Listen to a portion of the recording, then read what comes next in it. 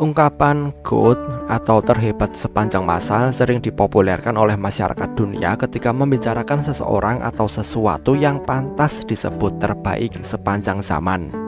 Sayangnya ungkapan yang sebenarnya hanya bahasa gaul ini bisa menimbulkan polemik di masyarakat, terutama terkait dengan pembahasan kita tentang siapa yang sebenarnya layak disebut GOAT.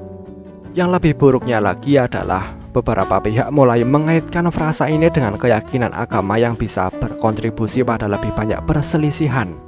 Pertanyaannya adalah, siapa yang memulai bahasa gaul ini dan apakah tuduhan yang mengelilinginya benar? Check this out.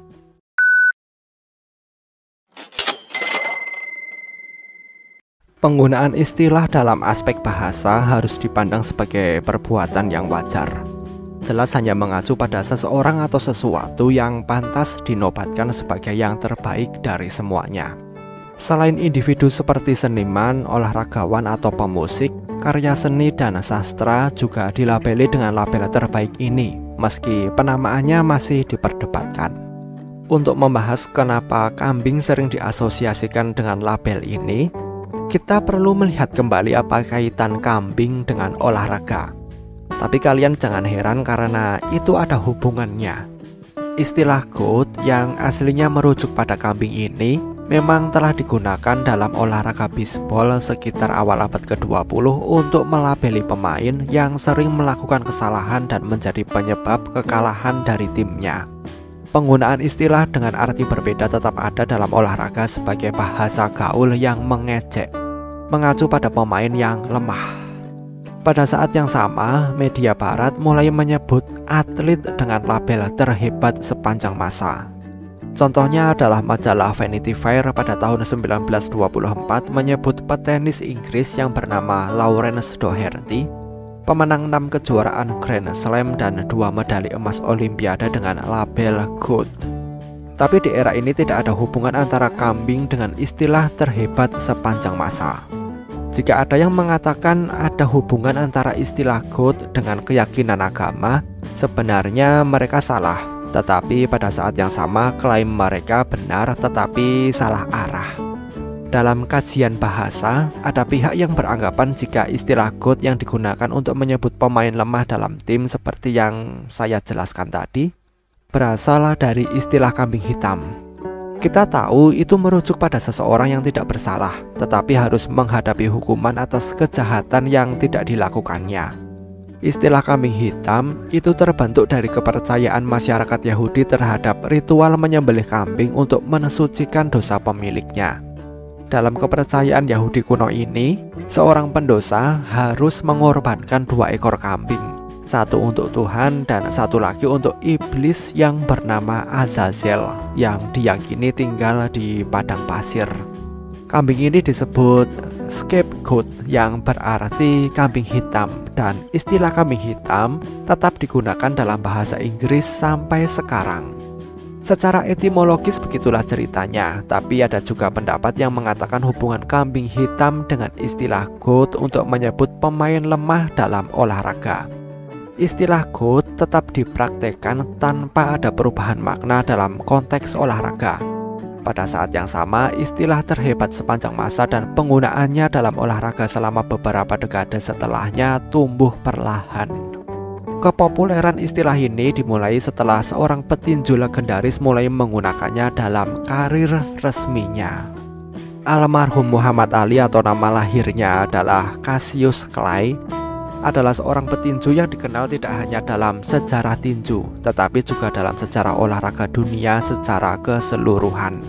Dikenal dengan kelincahannya di atas ring, Ali juga dikenal dengan ego dan karismanya di luar ring. Keyakinan Ali pada dirinya sendiri sulit untuk ditentang, dan Ali tidak segan-segan menyebut dirinya yang terhebat sepanjang masa saat diwawancarai oleh wartawan. Dalam sebuah wawancara dengan majalah Harvard Crimson pada tahun 1971, Ali menceritakan pengalamannya saat dia berusia 11 tahun. Dia memutuskan menjadi petinju setelah terinspirasi oleh liputan radio tentang pertandingan yang melibatkan petinju yang bernama Rocky Marciano yang menang dan menjadi juara dunia. Suasana yang Ali dengar di radio menanamkan tekadnya untuk menjadi petinju terbaik dunia sepanjang masa sebagai ambisi utamanya. Istilah itu sering disebut oleh Ali sebagai slogan sepanjang karir tinju ketika berbicara tentang dirinya sendiri, sehingga secara resmi diabadikan oleh istrinya yaitu Lonnie Ali sebagai nama perusahaan yang mengelola aspek komersial dari karir suaminya. Perusahaan itu didirikan oleh mereka berdua pada tahun 1992, dengan Lonnie bertindak sebagai manajer perusahaan yang mengawasi semua urusan perjalanan perusahaan mereka. Inspirasi pengaruh dari Muhammad Ali dan slogannya mulai merasuki industri musik kulit hitam. Grup hip-hop De La Soul mempopulerkan istilah GOAT yang diucapkan secara langsung dan tetap mengacu pada ungkapan asli The Greatest of All Time dalam album yang mereka rilis pada tahun 1993. Pada tahun 2000, penyanyi hip-hop yang bernama LL Cool J merilis album yang berjudul GOAT, Greatest of All Time. LL Cool J sendiri mengaku dalam wawancara dengan majalah Rolling Stone jika Muhammad Ali adalah salah satu sosok dan ikon yang disegani di kalangan artis hip-hop dan rap modern karena kepribadian dan kontribusinya di luar ring. Banyak membentuk mentalitas artis-artis untuk melihat kemampuan mereka sendiri. Mayoritas peneliti setuju jika tahun 2004 menandai awal transisi di mana bahasa Inggris mulai menerima istilah untuk menyebut legenda sepanjang masa dan tidak lagi menyamakan GOAT dengan pemain terlemah dalam tim. Istilah GOAT dipopulerkan oleh media olahraga di Amerika Serikat sedemikian rupa sehingga kita bahkan menggunakan bahasa gaul yang sama untuk menyebut atlet, individu, atau karya yang dianggap tidak ada bandingannya.